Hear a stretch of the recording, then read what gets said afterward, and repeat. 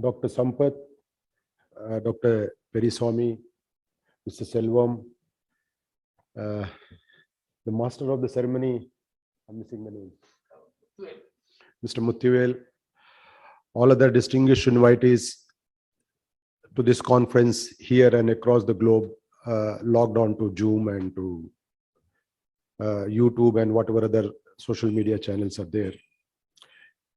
Very warm and pleasant good morning, good night, good evening, whatever it is, to the different locations. I'm extremely happy to be here again. I think probably this is my fourth conference I'm attending.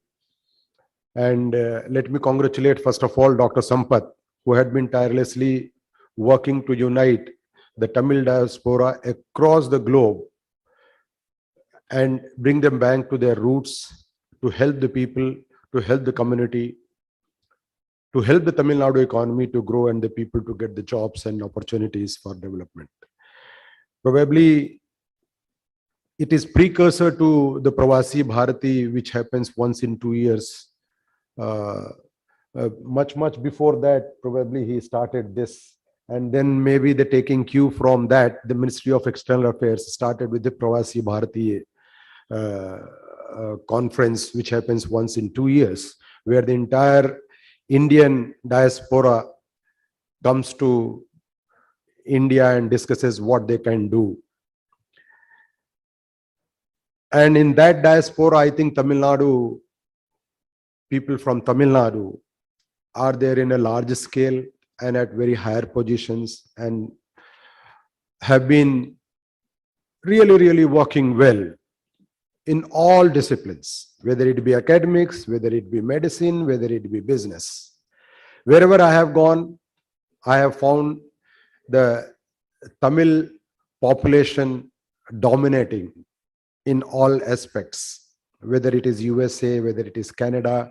Toronto, I think, put together Sri Lanka and Sri Lankan Tamils and Tamils from Tamil Nadu, will be almost constituting 25% of the population, 20% of the population, and the highest population, and it is the capital of economic capital of Canada.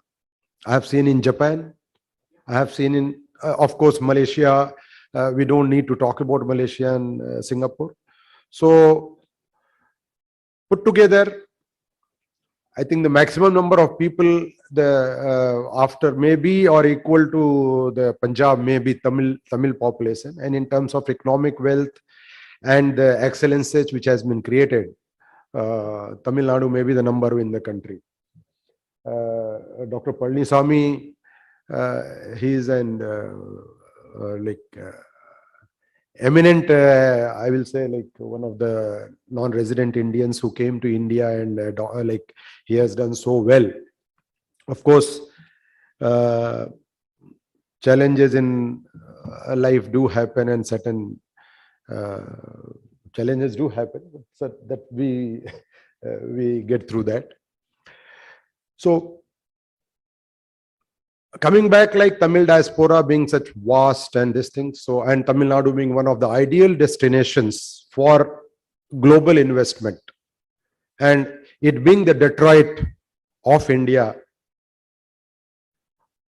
and also in everything, like nothing can compete the manufacturing excellence which the Coimbatore has, and the Coimbatore and the surrounding areas have, whether it is automobiles, whether it is textiles, whether it is forging, or you talk about any industry. And the industriousness of the people is tremendous. So there is a scope for Tamil Nadu. There are skills, there are educational institutions, there is a connectivity, there is logistics. We boast of very good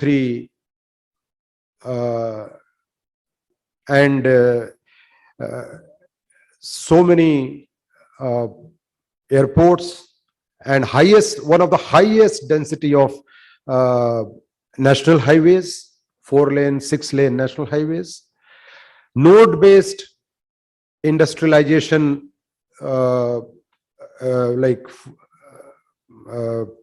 unfolded by the Tamil Nadu government, and taking up enormous push on infrastructure on those nodes. like Chennai Bangalore Industrial Corridor, Chennai Kanyakumari Industrial Corridor, then defense manufacturing corridor. Those kind of things are there. And southern Tamil Nadu right now is the main focus for the state. And our industrial policy provides very good packages depending on the amount of investment which is proposed to be brought. So all put together, I'll only say that you can establish your manufacturing facility or any kind of enterprise anywhere in Tamil Nadu. You will not have dearth of technical manpower. That is why the industry is far and wide spread in very interior areas. I was collector Vellore when it was one district. In Arakonam, you have got MRF, you have got Ultratech, you have got TVS. In Guriatam side, you go very interior areas. Again, you get so many units, especially in the leather and coconut based and then rural industries. Tirupattur and all, I'd say like these are very interior areas to be said, but then people have established their units and people don't feel the dearth of technical manpower. They don't. So anywhere you go to South Tamil Nadu, you go to Madurai and around, you'll find n number of apparel, Virudhunagar and other things, n number of apparel units, and they don't find the manpower shortage. Good trained manpower shortage. Of course, that is a challenge. We are facing this challenge again. Trained manpower, the industry is facing it. But to say there are enormous opportunities in Tamil Nadu to invest, so whole Tamil diaspora can look at coming and looking at that opportunities. And that way again, I'll congratulate Dr. Periswamy and Dr. Sampath for bringing this forum together to think what to do, to grow themselves and also in the process to grow the entire Tamil population. There are challenges to the new world, and especially post-corona, there has been a formalization of the economy and the small sectors. Tamil Nadu, the the backbone of industrialization had been the MSME sector. And all these big industries grew, it became Detroit, because what we did in 1960s, whether in Coimbatore or in Guindy or in Ambattur, these were the backbones for this whole automobile revolution which happened in this country, in this part of the country. Even in IT and into other related things also, a lot of developments are going on. But this new change which is happening in the world, unless we all work together, may marginalize us. More and more formalization, more bigger production centers, Internet of Things, artificial intelligence, data analytics. They are concentrating the businesses. They are making whole distribution system, production system and consumption system all getting centralized. So small kirana stores to small businesses to small eateries, everything is going on. There is a concept of cloud kitchens and the lot of aggregators. Today the aggregators are earning more than the actual producers and these things. Today the Swiggy's business is much more than the whole ITC chain or whole Taj chain or any of these things. So that is the level of formalization and that is the level of concentration of the business the business opportunities and the wealth which is happening. And maybe we say that the Swiggies and delivery boys of Danjos are getting the business opportunities today. They are getting the employment opportunities today. Or the Olas and all are giving the employment opportunities today. Today they may be earning 15,000, 20,000. But after 20 years also they will be earning the same thing. There will be no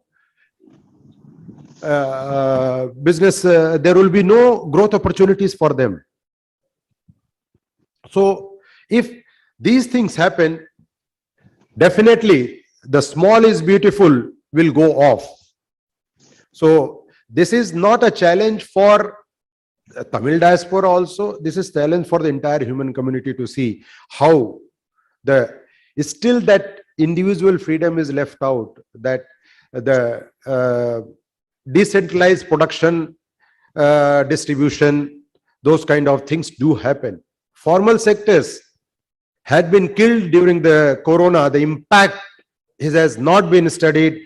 The amount of MSMEs have died. The amount of small businesses have been finished is unknown. The kind of catastrophe which has happened is unknown. So that is the kind of thing happening.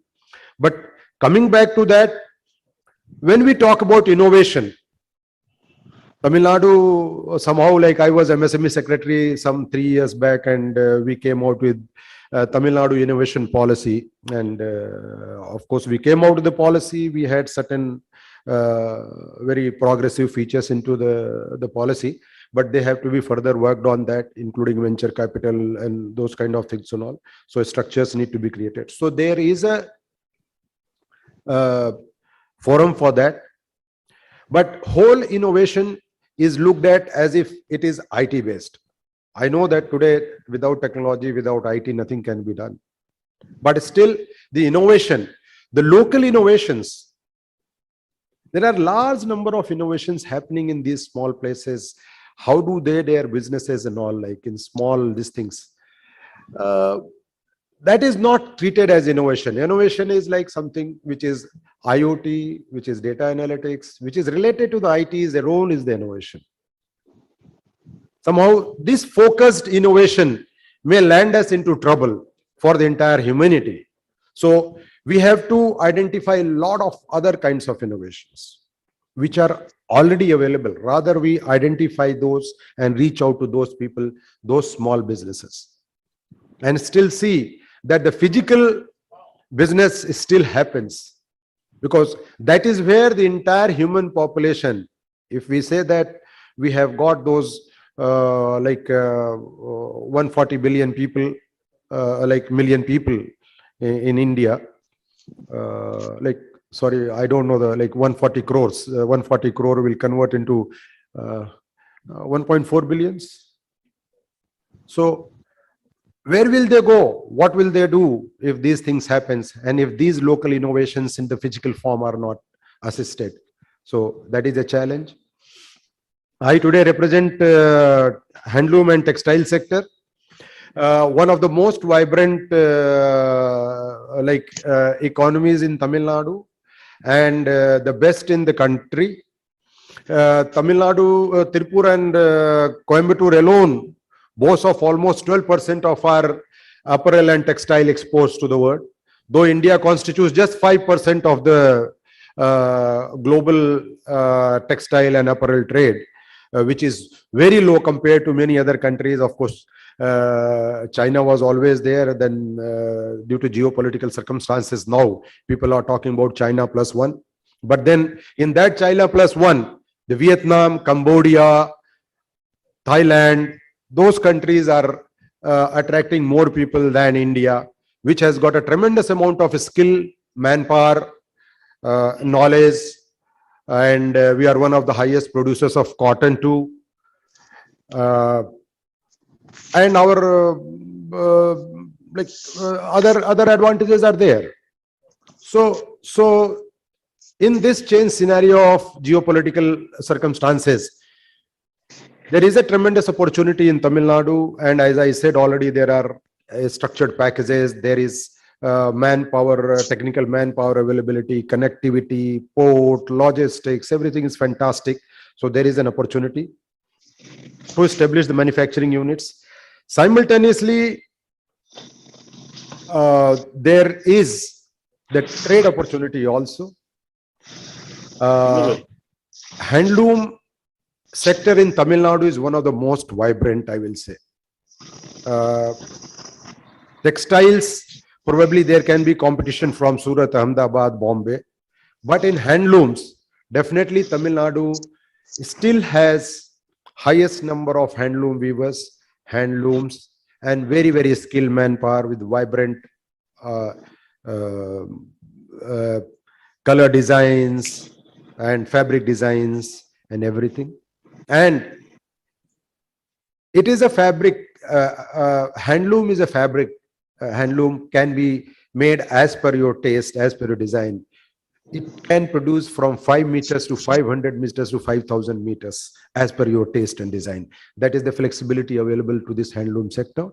So, and into the silk weaving in the handloom, that is also there. And we are one of the largest producers of silk, next to maybe Karnataka. So, but our markets are merging. It's like Tamil Nadu and Karnataka markets for the silk do merge. So there is an opportunity. Similarly, we have got very, very skilled craftsmen in handloom sector. The kind of brass products, stone-based statue products, wood carving, and the paintings, those kind of things are there, which are extremely popular across the globe. You go any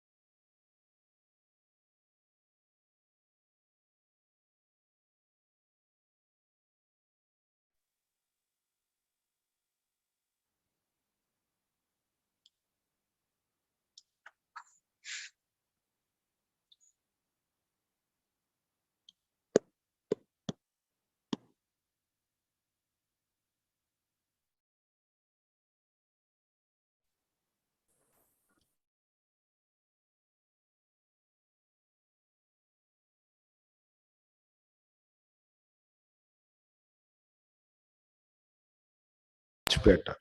Our weavers are really good. Unfortunately, the weavers don't get the ways even a construction labor gets today. Weaving is treated like the weaver is given the ways.